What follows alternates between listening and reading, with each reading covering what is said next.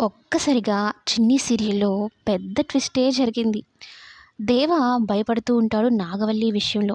ఏంటి ఈ తింగర పిల్ల ఏం చేస్తుందో ఏమో! నిజ నిజాలు తెలుసుకోకుండా కావేరిని చంపేసింది అంటే అసలు నిజం తెలిస్తే నన్ను ఏమాత్రం వదలదు అని.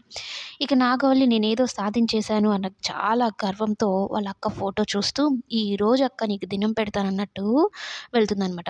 ఒకేసారి జరుగుతాయన్నమాట. అటు పార్వతీ దినము, సంవత్సరికము అలాగే కావేరికి పిండ ప్రదానము జరుగుతూ ఉంటుంది. ఇద్దరూ కలిసి ఒకే దగ్గరికి వెళ్తారనమాట, చెరువు దగ్గరికి. అయితే కావేరి విషయంలో ఒక పెద్ద ట్విస్టే జరుగుతుందనమాట. చిన్నికి, సత్యంకి పెద్ద షాక్.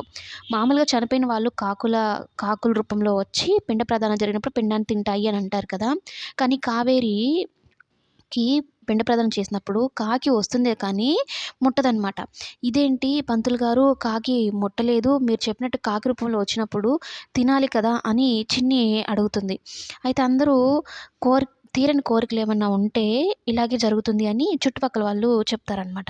అయితే ఆమె కోరికలన్నీ తీరుస్తామని మాటివ్వండి అని చెప్పని దండం పెట్టుకొని మాటివ్వమని చెప్తారనమాట. అయితే సత్యము అలాగే చిన్ని నీ విషయంలో మేమేం తప్పులు చేసినా మమ్మల్ని క్షమించు. నీ కూతురు నేను గుండెల్లో పెట్టుకొని చూసుకుంటాను అని సత్యం బ్రతిమాలుకుంటాడు. నువ్వు చెప్పిన మాటే వింటానమ్మా. నువ్వు అనుకున్న విధంగానే పెరుగుతానన్నట్టు చిన్ని కూడా మాటిస్తుంది. అయినా కూడా ముట్టదనమాట. కానీ మరో పెద్ద ట్విస్ట్ ఏంటంటే కావేరికి కా కావేరి బ్రతుకుంది అని అనుకుంటున్నాం కదా! బాలరాజు ద్వారా తెలుస్తుంది నిజమని. కానీ బాలరాజు కూడా కావేరి ఫోటో పెట్టి పిండ ప్రదాన కార్యక్రమం అయితే జరిపిస్తూ ఉంటాడు. అది చూసిన సత్యానికి విపరీతమైన కోపం వచ్చి "నువ్వెందుకురా నీచుడా నా చెల్లికి చేయిస్తున్నావు" అని తిట్టేస్తాడనమాట. కానీ సత్యం ఏం మాట్లాడు బాలరాజు ఏం మాట్లాడు. సత్యాన్ని కోపగించుకోడు కూడా. కానీ వాళ్ళిద్దరూ అలా గొడవ పడుతున్నప్పుడు నాకు చెల్లెలి ఫోటో ఇచ్చేసేయి అని ఈ దేవా చూస్తాడనమాట.